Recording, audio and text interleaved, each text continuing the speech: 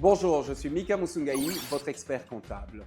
Je suis très content de vous rejoindre dans ce nouvel épisode de Booster votre entreprise. Tu te rends compte? Je dois 150 000 € à ma société. Quoi? 150 000 €? Mais c'est pas possible. J'en ai marre. On entend souvent les dirigeants d'entreprise se plaindre de leur compte courant administrateur en leur défaveur. Mais de quoi s'agit-il? Quelles sont les conséquences de cette situation? Comment en sont-ils arrivés là? Et surtout, quelles sont les bonnes pratiques à adopter pour éviter les drames? Qu'est-ce qu'un compte courant administrateur? Dans sa gestion quotidienne, il arrive fréquemment qu'un dirigeant d'entreprise soit amené à payer une facture de sa société à partir de son compte privé.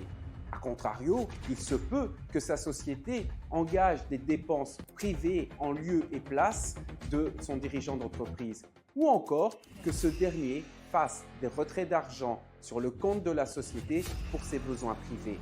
Le compte courant administrateur est un poste comptable où sont enregistrées toutes les opérations de cette nature. En fin de période, on fait le point. Soit ce compte courant administrateur se trouve en faveur du dirigeant d'entreprise, c'est-à-dire sa société doit lui rembourser. Yes. Soit ce compte courant administrateur se trouve en défaveur du dirigeant d'entreprise et donc ce dernier va devoir rembourser sa société.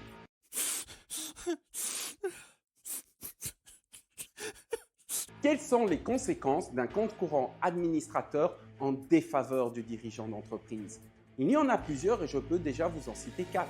Premièrement, le dirigeant d'entreprise va devoir rembourser sa société avec son argent privé, c'est-à-dire avec une somme d'argent qui aura déjà subi l'impôt des personnes physiques avec une taxation à la marge de 50%. What?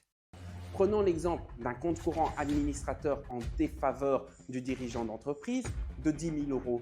Pour que sa société puisse effacer cette dette, sa société devra lui octroyer une rémunération brute de 20 000 €, procéder à une retenue de précompte professionnel et au paiement de cotisations sociales à hauteur de 50% du montant, de sorte que la rémunération nette qu'il restera ne soit non pas versée au dirigeant d'entreprise, mais sert à apurer son compte courant administrateur en sa défaveur.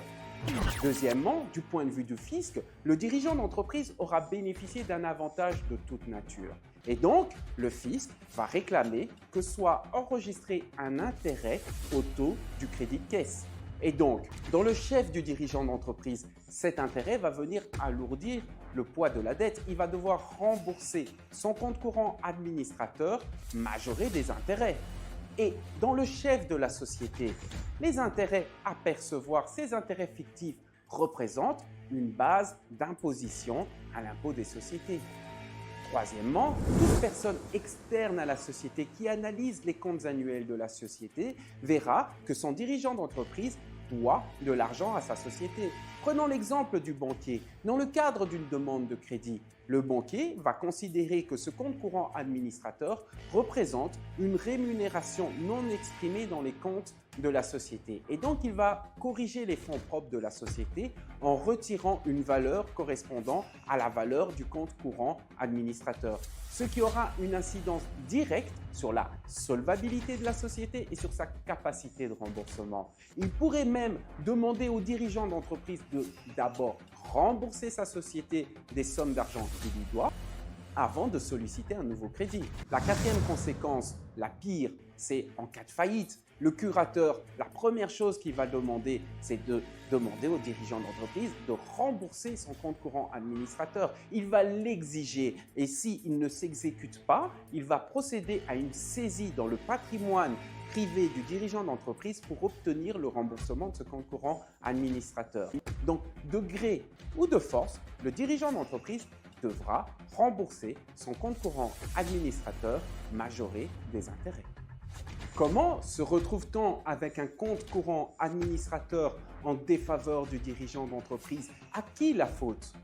Dans la plupart des cas, on est soit en présence d'un dirigeant d'entreprise dont la rémunération n'a pas été optimalisée, de sorte que ce dernier augmente fictivement son pouvoir d'achat en empruntant de l'argent à sa société et en repoussant toujours à demain le remboursement qui doit s'opérer. Ainsi, il retire de l'argent du compte de sa société sans que ne soient établies des fiches de paie, c'est-à-dire sans qu'il y ait eu une retenue de précompte professionnel et le paiement de cotisations sociales.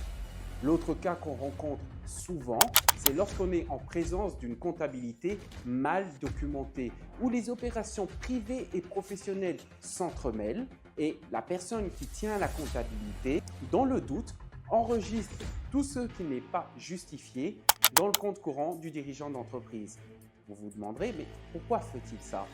Il faut comprendre qu'il y a une condition obligatoire à respecter pour pouvoir déduire fiscalement les dépenses professionnelles. Il faut être en présence d'une facture établie avec les coordonnées de sa société.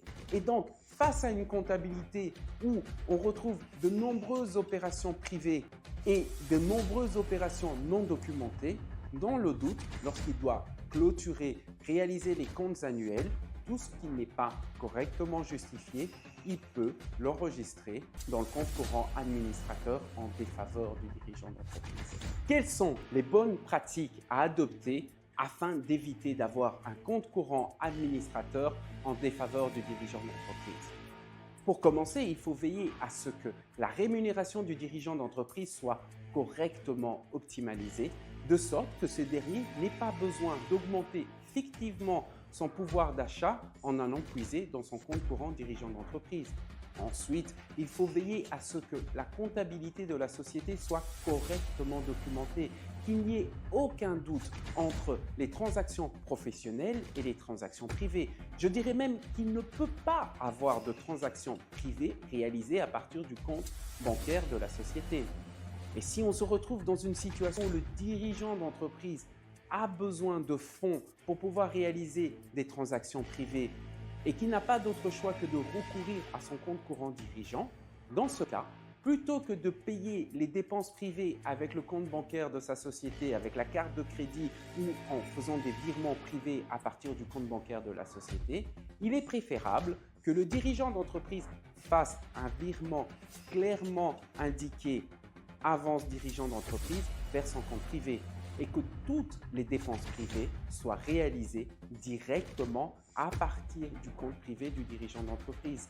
Ainsi, ça limite les zones d'ombre, les zones de doute où on ne sait pas si la transaction est privée ou professionnelle. Enfin, l'expert comptable doit avoir une bonne communication avec son client. Si il transmet régulièrement la liste des transactions pour lesquelles il a besoin d'informations et que son client y répond de façon proactive, on se retrouve dans une situation où il est impossible d'avoir des transactions non justifiées enregistrées en défaveur du compte courant du dirigeant d'entreprise. Voilà, nous sommes arrivés à la fin de cette vidéo et j'espère que ces informations vous seront utiles. N'hésitez pas à partager cette vidéo, à liker cette vidéo, cela nous soutiendra. Merci et à bientôt.